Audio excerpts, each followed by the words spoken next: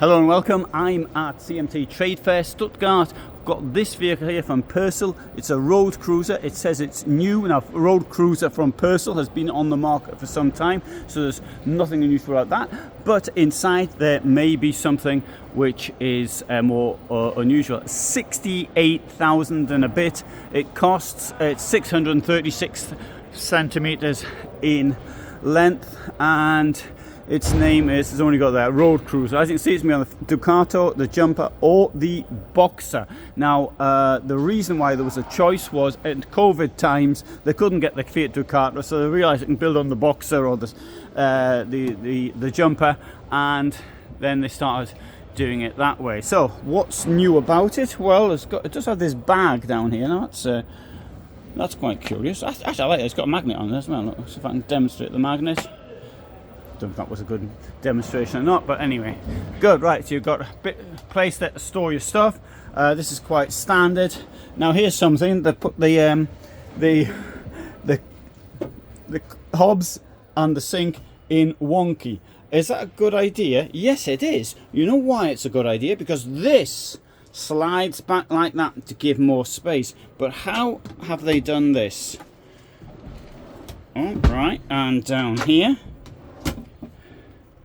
You know what? I like that. That really is good. So you can see the way as you come in, it sort of tapers in, or tapers in more. So you've got more space at this end than you have got at that.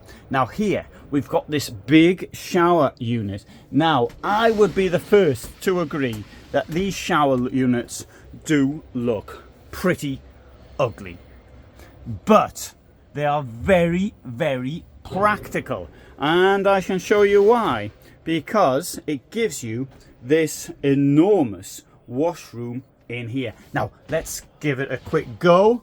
So, we've got this bit here, so we'll stop the water getting onto the bed. I'll pull this one out here. And now, we've got inside here a huge amount of space inside. Can you see the space? Look at all this space. You only normally see this much space when Newcastle are playing. It's really a lot of space inside. Just to make the point, I'll turn the camera around. Look at all this. Look at all this. Oh, here. Space. So, I think that's a good sign. Obviously, the price you're paying is you get an ugly looking van, but you've got a lot of space for your shower. So, that's number 1 point. Now, these two things have just stuck together. And I might need, oh, there you go. Now here in front we have got the fridge. There's the fridge. And below the fridge we have got down here there's the wardrobe. So you could even say it was a dressing room. Okay, I'm exaggerating a bit there. Now, bed at the back. You can sleep lengthwise, you can sleep widthwise. It's an enormous bed and it's a camper van. Not only that, look, you've got windows all the way around. And you've also got the skylight up there. And pouches there to keep your mobile phone in. It'd be good if there was an electrical point there, but there won't be. So you can charge it as well. But anyway, it doesn't appear to be one. All of this will lift up. You take it away and then you have a huge amount of space for carrying whatever it may be you want to carry. Now, when it's got these steps, store stuff in there and in there.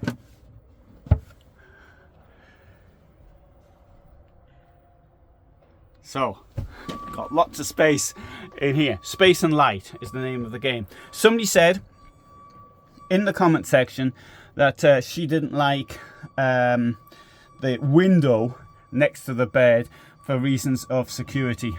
Must admit, it had never occurred to me before, that one, but yes, I do appreciate there can be things like that. Now here's a ledge up here. Now I always say a ledge is a complete waste of space. I continue to believe a ledge is a waste of space, but I can't remember his name now, said to me in the comment section, yeah, where does my hearing aid go? Yeah, good point. I mean, in my case, I have my glasses in the glasses case in the bed with me. Now, I do have these in my vehicle. I suppose I could be using, but you could put your hearing aid in there. I think it was Andy. I apologise, I've forgotten the name. Here we have, it's deep, and notice this, right? It's the same one all the way back. Goes all the way back. The corners have been used. Note, very good sign. Let's come out of here. Right, well, okay, the table can be made a little bit bigger because you've got the extension below. Large table. This is a 2-person van. So one sits here, the other one sits on the other side, but you've got a little bit of space to have visitors round as well. Television can go here. I think that's where it's meant to go.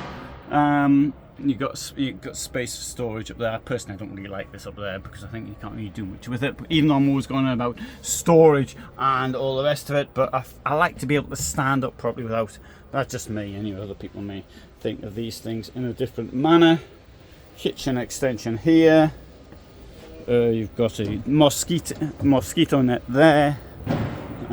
Windows aren't so good though. These things you can easily opened. Easily opened by thieves, I mean. And let's have a look in here. Stacks of space in there, isn't there? Right, so start off with, I'll show you, this will all come up, right? So you can see you've got parts here. I need 2 hands to be able to do this properly, but this can all go up and then hold it against your wall. You can store stuff here below. You've got lots of space. You haven't got a push-through space as you do with some vehicles because you've got those steps up there. Here,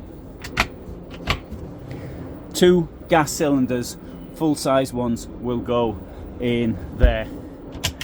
And here, they've had the good sense to put these things in here, which many companies don't bother with.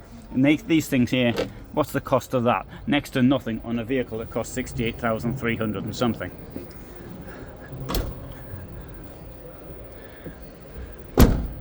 So, Pössl Road Cruiser. This one here gets my mark of approval. I do try to be as honest as I can in videos. I do try to point out negative things as much as possible. So, but in this case, I couldn't really find much that was negative. So I quite like that one.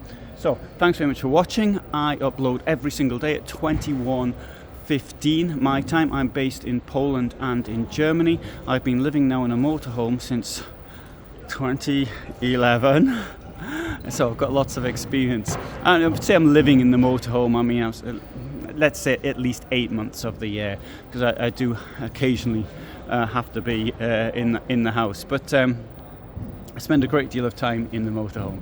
So if you want to know what van life's really like, then this, particularly in the winter, then it's the place to be. For the moment, thanks so much for watching, and bye for now.